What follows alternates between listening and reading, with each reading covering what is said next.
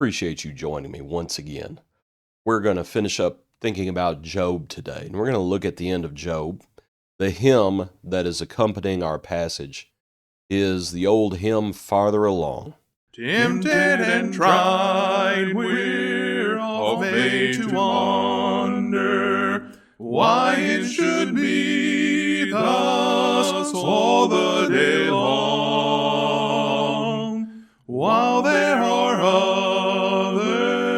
living about us, never molested, though in the wrong. Farther along, we'll know all about it. Farther along, we'll understand why. Cheer up, my brother, live in the sunshine.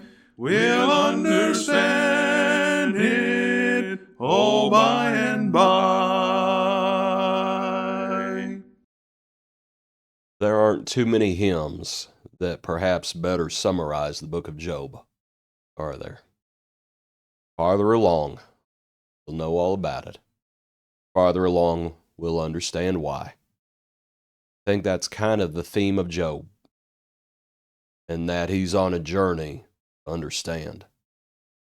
But I was looking at the last chapter of Job, and let's read it together. And I was thinking about there's certain aspects that perhaps maybe we don't think about it the way we should. And never occurred to me that it almost kind of ends the way it begins, but not in the way you're probably thinking. You're probably thinking that as far as it ending in blessings, and yes, certainly, he was blessed. Well, let's go through and read it. Then Job answered the Lord and said, I know that you can do everything, and that no purpose of yours can be withheld from you. You asked, who is this who hides counsel without knowledge? Therefore I have uttered what I did not understand, things too wonderful for me which I did not know. Listen, please, and let me speak. You said, I will question you, and you shall answer me. I have heard of you by the hearing of the ear, but now my eye sees you. Therefore I abhor myself, and repent in dust and ashes. So it was, after the Lord had spoken these words to Job, that the Lord said to Eliphaz the Temanite, My wrath is aroused against you and your two friends, for you have not spoken of me what is right, as my servant Job has. Verse 10, the Lord restored Job's losses when he prayed for his friends. Indeed, the Lord gave Job twice as much as he had before. All his brothers, his sisters, and all who had been his acquaintances before came to him and ate food with him in his house, and they consoled him and comforted him for all the adversity that the Lord had brought upon him. Each one gave him a piece of silver, and each a ring of gold. Now the Lord blessed the latter days of Job more than his beginning. So let's think about the passage.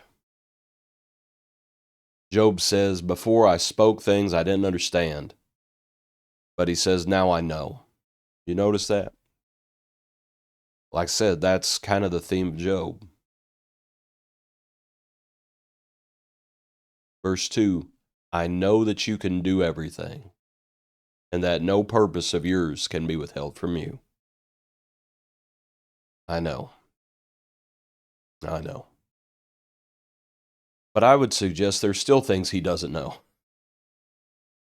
And I think you may be able to see that because, I don't think the Lord ever said, I don't think the Lord ever said, now you do know the devil came before me back in chapter 1 and chapter 2, and you do know I'm the person who pointed you out, and you do know that the devil asked to do this, and the Lord never really said that.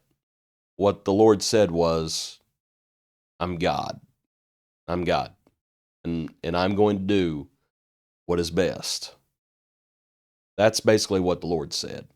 I'm God. I've created everything.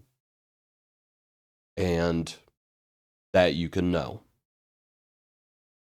And that's what Job knew. He didn't know everything, But he did know, as he says, I know you can do everything.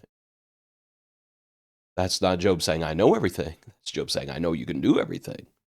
Now, what that means, and I think what Job is saying is, I trust you. I think that's ultimately what it comes down to. I know you can do everything. And so I trust you. But then he goes on and he says, I repent. And that Job had said things, as he says, that were too wonderful. He says, I uttered things I did not understand, things too wonderful for me that I did not know. And now he's been humbled. And he says he repents. And this is where I say it kind of ends the same way it began. You know, when the devil attacked Job's health, and there Job was with that piece of pottery, sitting in the dust and the ashes. And here once again we see Job in the dust and the ashes. Before, he abhorred himself, wishing he had never been born. He's abhorring himself again. But it's not in the same way, is it?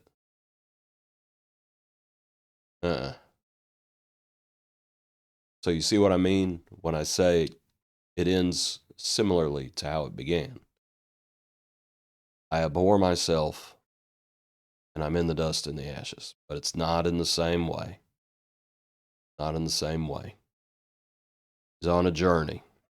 He's on a journey. The Lord spoke to the friends.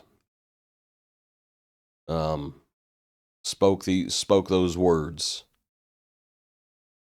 to Eliphaz and his two friends. And what is Job going to go do? Well, the Lord's going to tell them that Job would pray for them. And that's exactly what Job does. And I just think it's an interesting way to phrase it. And the Lord restored Job's losses when he prayed for his friends. You know, sometimes we come down pretty hard on his friends. And the Lord's coming down pretty hard on friends. Because they did not do what was right. They did not say what was right. Job humbles himself. And then part of this, I suppose a part of this humbling is, or he does what the Lord wants him to do, and he prays for his friends. And you have this mediation, this type of a mediator, this type of a priest, if you will. And he's praying for his friends. And it's a noble trait. It's easy to pile on the friends and to say, those bunch of no-good scallywags. But at the end of the day, Job learned to be humble as he's repenting once again in dust and ashes, and he prays for his friends. And the Lord restored his losses when he prayed for his friends. I'll just leave you with this thought. We need to think very carefully about our friends, our enemies as well. Love your enemies. Pray for them. Do good unto them. Bless them. Blessed are the peacemakers. Just think about that idea. There's a reason it's called grace. Did Job's friends deserve it? Probably not. That's why it's called grace. And Job prayed for his friends. Farther along, we'll know all about it. Farther along, we'll understand why. The things that Job faced in his life, the things that you face in your life, undoubtedly, you have often wondered why these things are happening. Farther along, you'll understand why. Learn from Job and do what's right today. you'll understand more about it as we all will. Farther along, we'll understand why.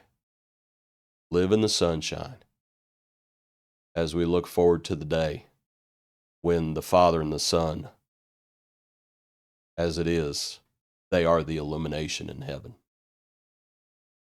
Appreciate you. Hope you have a good day. Join us tomorrow for another portion of our daily praise.